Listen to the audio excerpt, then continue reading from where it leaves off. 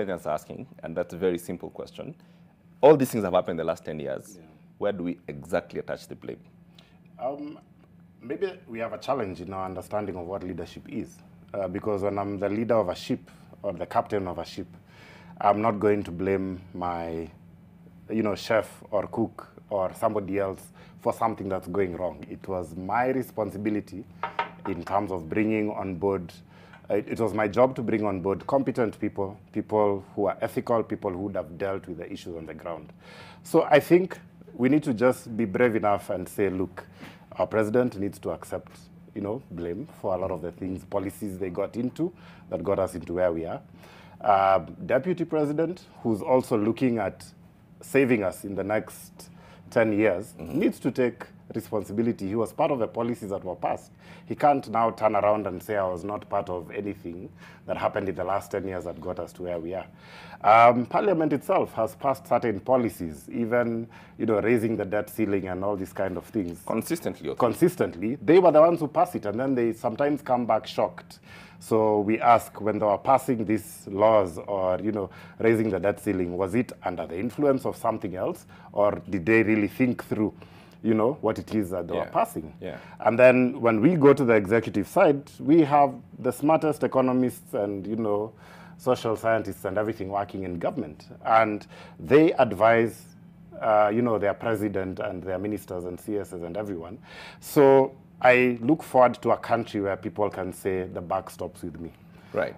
Because all these things didn't happen by accident. There are no ghosts that came and passed these things, passed projects and did things without feasibility studies that down the line are not paying off the way we thought they would. So we just need to change our culture and start a culture of not saying, what do you want me to do, but rather, the buck stops with me and I'm going to do X, Y, Z to change whatever it is that's in place. Yeah, and just adding on that, of course, like we were saying during the break, IFIs also bear part of the blame, because under their debt sustainability indicators or whatever, Treasury has been able to massage a lot of figures and wrangle around that. Been fine yeah, but exactly, the cheerleaders for more borrowing were the IMF. When Kenyans were shouting, David D actually was being vilified for saying we're in a debt crisis. Tony and other experts were saying we're in a crisis. Back in 2016, 2017, very early days, they were saying, no, our debt is sustainable. So they bear part of the blame. How did we get here? We have a problem with how we deal with leadership. And I think this problem, it has a political genesis, because obviously when you go back to the 2013 election, there was a big question around leadership integrity. In fact, even preceding 2013, leadership integrity, the chapter 6. We failed on that in 2013. We failed in 2013. Our political leaders diluted the act. They removed the provisions, the safeguards. We haven't yet enacted the Campaign Financing Act. The safeguards of Chapter 6 that were supposed to be in law were diluted. Recall clauses were diluted. So the political elite is, in essence, diluted the legal provisions. And then, Would you say just on this point that we failed to capture the moment in 2013? Because I remember the Supreme Court actually compounding this problem by saying that the voters will reject bad leaders on the ballot, and essentially gave us this sort of free will that we had in that sense. Do we all as a collective fail to capture the moment in 2013? Well, did we all fail? Obviously, there were failures. And like you said, you brought in the courts. The courts have then since made other rulings, and there's jurisprudence also on leadership, some of which is progressive, some of which is not that progressive. It's a mixed bag. But what we can't escape is the leadership factor. Good leaders make good decisions, bad leaders, the contrary. And we have had bad, mediocre leadership.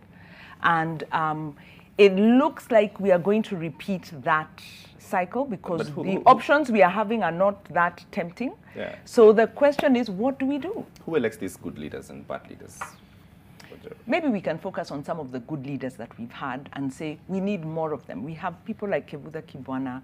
I mean, that's usually Makueni is the first place we go, but there are other county leaders. Even in government, there are some good leaders, but we don't have enough of them.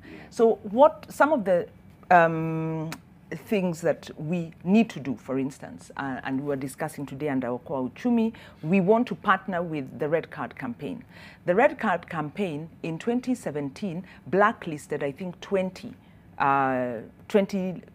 electoral candidates and said these people have been cited in the Auditor General report, in various reports for crimes, abuses, violations. Some are sexual offenders, others murderers. Why are they being put on the ballot? What happened on the ballot? They didn't, well, a number of them didn't go through. I think 10 of them managed to go through, and 2 of them were subsequently removed. So what's the point? We are heading towards an election. We need to remind Kenyans. We need to connect the present difficulties with the election decisions that Kenyans make, so that these big rallies we are seeing, and we had the nation telling us, these crowds, some are plastic crowds, some are mostly paid for. Paid for crowds, some are genuine. We need to, despite all of that, populism, we need to help Kenyans link their decision, their voting decision, and their livelihoods, and make them hold to account political leaders and reject them at the ballot. Because you can see IBC, EACC are already playing musical chairs, saying it's not our job to blacklist or, It's anyone's job, but Tony, to the real of big things as we head towards the end of this program, there's 2 claims in this election about the economy and what to do with the economy that's still outstanding today. So we start with the Deputy President's claim that between 2013 to 2017, things were perfect and they were working. The problem started in 2018 to 2022 and calls it a handshake government. That's when the problems are compounded. Help us in that claim. James, I tend to avoid replying to politicians because for them it's fun and games. It's not the reality. Is there a distinction between 20? It's not a policy position that they take. Yeah. They only say what the gallery wants to hear. And so I tend to avoid. But to answer your question, maybe that's his perspective. And the perspective will be that much of the problems of this borrowing debt and doing big projects and all that was done within the first year. But the consequences moved to the second term. Okay. And so the problem is still the same. It's only that there was a cause that was starting in the first term, but the effects were felt in the second term. So the cause and effect might be the true case for him.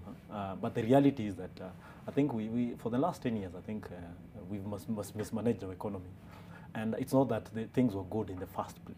Okay. I think they got a good economy, and so they took time to make it bad. They got a good economy, they took time to make it bad. Yes. The second claim on the opposition, that they did nothing in the first 5 years other than helping the government to achieve what they need to achieve. And so in essence, they have no responsibility over what happens to the economy. Let me ask you, when you say opposition, who exactly is opposition? Because in the constitution, there is no opposition. Okay, so let's say the ODM, which were the majority, or the minority side within parliament. Yes. Yes. Did they play their role, or did they abdicate their role? I think they played their role within the first term. The second term is when now the minority moved to the majority within parliament. And then part of the majority also became the minority within parliament. But I think they did a good job in the first term in terms of holding the government accountable, especially in parliament. There are quite a number of policies that they fought hard, including the security bill. But we still borrowed money. The problem with borrowing money, yes, you hold not the minority side, but you hold parliament as a whole. Okay. Yes. All right. Joram, for you, the same claims. Because